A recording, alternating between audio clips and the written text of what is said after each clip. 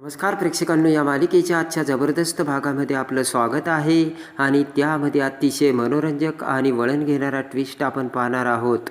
चला तर व्हिडिओला सुरुवात करूया. त्यामध्ये आता समर आणि स्वानंदी नाटक बघत असतात आणि आता नाटकामध्ये ते दोघे नवरा बायको एकदम रोमॅन्टिक होऊन एकमेकांसोबत बोलत असतात. तर आता तो नवरा म्हणतो की हे बघ, पृथ्वी तलावावर असा शब्दच नाही आहे, तर पृथ्वी तलावर असं शब्द आहे. तर आता बायको म्हणते की तेच ते. तेव्हा आता लगेच रोमॅन्टिक होत आता नवरा म्हणतो की मला आपल्या पहिल्या डेटची आठवण आली. तर बायको म्हणते की तुम्हाला आपली पहिली डेट आठवते? तर आता नवरा म्हणतो मला सगळं आठवतं. आणि आता नवरा म्हणतो मला चांगलं आठवतं, त्यावेळेस तुम्हाला छत्री ऑफर केली होती आणि माझ्या छत्रीखाली या असं तुम्हाला म्हणाली होती. पटकन मी तुझ्या छत्रीखाली आलो. असे आता दोघांचं संभाषण चालू असतं. समर स्वानंदी ते सगळं आता गुंगून जात आता बघत असतात. तेव्हा आता एका छत्रीखाली येताच बायको म्हटलेली असते, थोडे तुम्ही भिजा थोडे मी भिजते, थोडे तुम्ही कोरडे राहा थोडी मी कोरडे राहते आणि इतक्यात मी भारावून गेलो, असे आता तो नवरा बोलतो. तर समर आता त्याच्या जागी स्वतःला अनुभवतो आणि त्या बायकोच्या जागेवर आता स्वतः स्वानंदीला अनुभवतो. आणि त्यानंतर समर हा स्वानंदीकडे बघतो तर स्वानंदीला अजून चूर होते. त्यानंतर आता त्या नवरा बायको म्हणजे त्या नवऱ्याचे आता आईवडील म्हणजे बायकोचे सासू सासरे तिथे येतात आणि म्हणतात की झालं का तुमच्या दोघांमध्ये परत भांडण? तरी मी तुला म्हटलं होतं नीट पारखून घे बरं का बायकोला. आणि आता ती आई म्हणते की माझ्या पोटचा गोळा असून मला कधी तो आवडला नाही, तर सगळेजण खदखदा असू लागतात. आणि त्यानंतर आता नाटकामध्ये मध्यंतर होतं. तर समर स्वानंदी बाहेर येतात. तर पटकन स्वानंदी आता गरमागरम वडे आता समरसाठी घेऊन येते. समर म्हणतो की हे काय, तुम्ही वडापाव घेऊन आलात आणि हेच जर मी केलं असतं तर तुम्ही माझ्यासोबत भांडला असतात आणि एवढे तळलेले पदार्थ का खातात असं विचारलं असतं.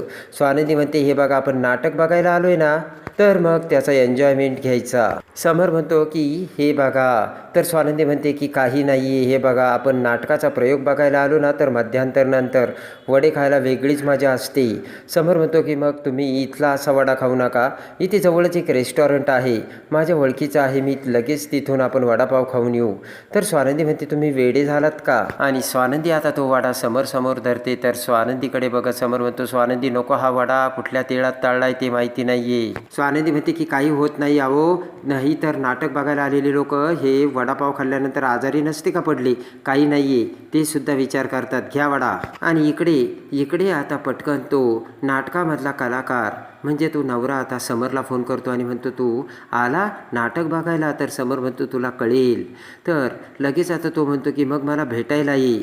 तो म्हणतो की मी काही ऐकणार नाही, पाठीमागे मला भेटायला ये. आणि तेवढ्यात आता समर हा स्वानंदीला घेऊन आता त्या नाटकातील प्रयोगाचे जे पात्र असतात त्यांच्याकडे येतो. आणि लगेच आता तो कलाकार म्हणतो ये अरे समर तू आलास? तर आता समोर म्हणतो नाटक बघायला कसले मजा येते आणि टाळ्यांच्या कडकडाट गजरामध्ये एकदमच एन्जॉयमेंट होतं. आणि लगेच आता समर स्वानंदीची ओळख करून देऊ लागतो. तर तो कलाकार म्हणतो की ऑफकोर्स मी यांना ओळखतो, मिसेस राजवाडे ना. आणि तो कलाकार म्हणतो की मनापासून सॉरी बरं का, ॲक्च्युली आणि मला लग्नाला बोलावलं होतं पण मला येता आलं नाही. आणि आता तो कलाकार म्हणतो की हा नाटक बघायला आला म्हणजे कमाल आहे. तर आता समर म्हणतो यांच्यामुळे आलो, नाहीतर मला तरी कुठे नाटक बघायची सवय आहे. आणि लगेच तो कलाकार स्वानंदीचे आभार मानत म्हणतो की वहिनी तुम्हाला नाटक बघायला आवडते का? तर आता स्वानंदी म्हणते हो, म्हणजे मी लहानपणी माझ्या बाबांसोबत यायची. आणि तेवढ्यात आता तिथे एक चहा घेऊन पाववाला सुद्धा येतो. तर पटकन आता तो कलाकार समरला चहा आणि वडापाव देतो. तो कलाकार आता स्वानंदी समरची ओळख करून देतो आणि त्यांच्यामध्ये जे पात्र आहेत त्यांची सुद्धा ओळख करून देतो. तर स्वानंदी म्हणते की तुम्ही खूप छान काम करता. आणि जाता जाता आमच्या सगळ्यांतर्फे आता तो कलाकार आता समरला लगेच थँक्स करतो आणि आभार मानतो. आणि आता लग्नाबद्दल त्या नाटकामध्ये परत आता इंटरव्हल झाल्यानंतर सुरुवात होते. आणि आता तुमचं लग्न फक्त एका व्यक्तीबरोबर होत नाही, तर त्या व्यक्तीतल्या अनेक व्यक्तिमत्वाबरोबर तुमचं लग्न होतं. आणि मग दोघेही एकमेकांना त्या व्यक्तिमत्वाचे दोघांनाही सवय लागू लागते आणि दोघे जवळ येतात. आणि ती बायको म्हणते की लग्न करणं खूप सोपं आहे पण टिकवणं खूप अवघड असतं. आणि तो कलाकार म्हणतो की प्रेम हा असा एक घोटाळा आहे की ज्यामध्ये जर तुम्ही अडकला तर तुम्हाला शिक्षा नाही तर दिशा मिळते. आणि त्यानंतर आता तो कलाकार त्याच्या वडिलांसोबत आता गप्पा मारत असतो. तर आता तो कलाकार म्हणतो की बाबा तुम्हाला तुमच्या जीवनातला प्रसंग सांगा ना. तर तो आता त्याचे वडील म्हणतात की मी बाहेर जाताना माझी बायको सतत मला थांबवायची. आणि तर तो कलाकार म्हणतो की बघा आईचं किती प्रेम होतं तुमच्यावरती. तर तो नवरा म्हणतो की नाही नाही, ती मला थांबून सांगायची की अहो चपला घेऊन जा, म्हणजे कुठे बी जा पण चपला घालून जा. तर लगेच आता तो म्हणतो की कारण मग ती शेजारणी पाजारणीला सांगायला मोकळी आणि गप्पा मारायला मोकळी. तर आता तो मुलगा म्हणतो की तुमच्या लग्नाला किती वर्ष झाले, तुम्ही किती दिवसापासून एकत्र आहात. तर ते वडील म्हणतात 40 वर्षापासून. तर तो मुलगा म्हणतो की कसं इतके वर्ष लग्न टिकवलं हो तुम्ही. आणि लगेच आता ते वडील म्हणतात प्रेमाने नाही तर ते सवयीने टिकतं. आणि ते वडील म्हणतात की लग्न टिकवण्याचा तुला एक सोपा उपाय सांगतो, आणि तो म्हणजे फक्त बायकोच्या होला हो करायचं, आणि त्याला काही पैसे पडत नाही. आणि जर बायको रुसली तर तिला समजावण्यापेक्षा तिला समजून घेतलं पाहिजे. तर ते ऐकताच समर स्वानंदीकडे बघतो. स्वानंदी आता बारीक काळजीपूर्वक ते ऐकत असते. आणि पटकन आता स्वानंदीच्या डोळ्यात पाणी येतो. तर समर खुणावत स्वानंदीचा हात आपल्या हातात घेतो आणि मग खुणावतो, रडायचं नाही. स्वानंदी डोळे पुसते. आणि थोडक्यात काय, हॅप्पी वाईफ तर हॅप्पी लाईफ. तर सगळेजण हसू लागतात. आणि सगळेजण आता टाळ्या वाजून आता टाळ्यांच्या कडकडाट आता सगळेजण खुश होतात. आणि आता नाटक संपल्यानंतर आता समर स्वानंदी बाहेर येतात. तर स्वानंदी समरला आता टांग्यामध्ये बसवते. टांग्यामधून जात असताना समर जाम घाबरतो. तर आता स्वानंदी म्हणते की मजा येते ना. तर समर म्हणतो आत्ता तरी मजा येते पण पुढे काय होईल माहीत नाही. तर आता समर म्हणतो ओ टांगेवाले दादा, घोड्याला रस्ता माहिती ना कुठे जायचं तो. आणि स्वानंदी म्हणते की राजवाडे आहो, तो घोडा शहाणा आहे आणि त्याचा मार्ग कुठला आहे त्याला चांगलंच माहिती. आणि त्यानंतर आता समरमध्ये डेअरिंग येते आणि समर एकदमच आता आनंद घेऊ लागतो.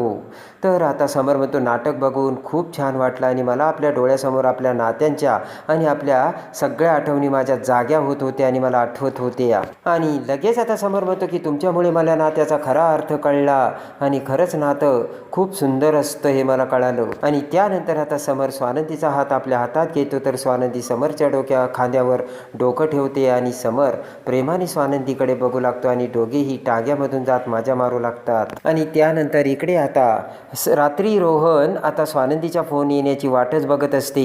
पटकन आता रोहन आदिराकडे येत म्हणतो की मी ताईला फोनच करतो. आणि लगेच आता आदिरा म्हणते की तू करच फोन, कारण तुला राहणारच नाही. आणि रोहन आता स्वानंदीला फोन करतो. आणि त्यानंतर आता रोहन स्वानंदीला फोन करतो आणि म्हणतो की ताई अगं बघितलंस का तू नाटक. तर आता स्वानंदी म्हणते की अरे रोहन केवढी एक्साइटमेंट, आणि आम्ही फायनली नाटक बघितलं, खूप आनंद झाला आणि खूप सुंदर असं नाटक होतं. आणि लगेच आता समर म्हणतो की रोहन थँक्स बरं का, तुझ्यामुळे मी पहिल्यांदा नाटक बघितलं आणि खूप मजा आली.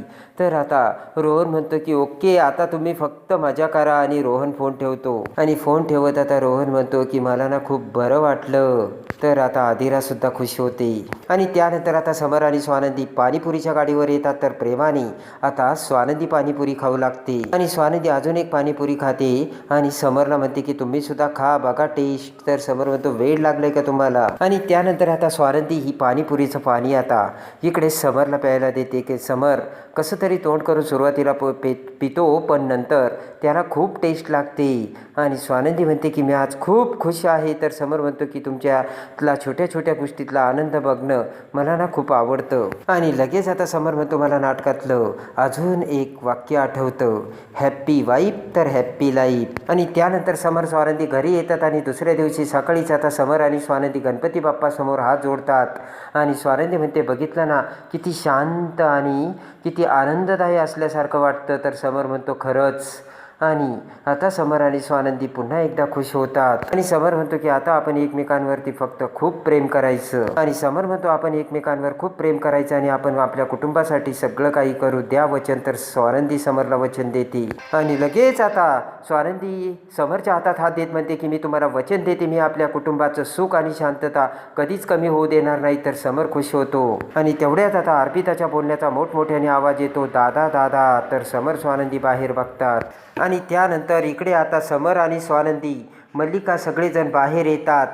तर त्याच वेळेस आता अर्पिता ही तिच्या नवऱ्यासोबत तिथे आलेली असते. आणि अर्पिताची धुलाई करत तिच्या नवऱ्याने अर्पिताला तिथे आणलेलं असतं.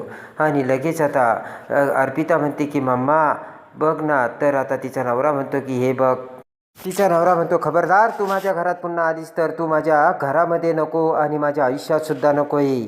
तर आता अर्पिता मल्लिकाला मिठी मारत म्हणते की बघ ना ग मम्मा. आणि आता तिचा नवरा जाऊ लागताच आता समर म्हणतो थांबा. तर तिचा नवरा थबकतो आणि लगेच आता समर म्हणतो की बायकांशी बोलण्याची अशी पद्धत असते का. आणि समर म्हणतो बायकांशी कसं वागायचं शिकवलं नाही का तुम्हाला. तर तो म्हणतो नाही शिकवलं. आणि तो जाऊ लागताच आता समर म्हणतो थांबा.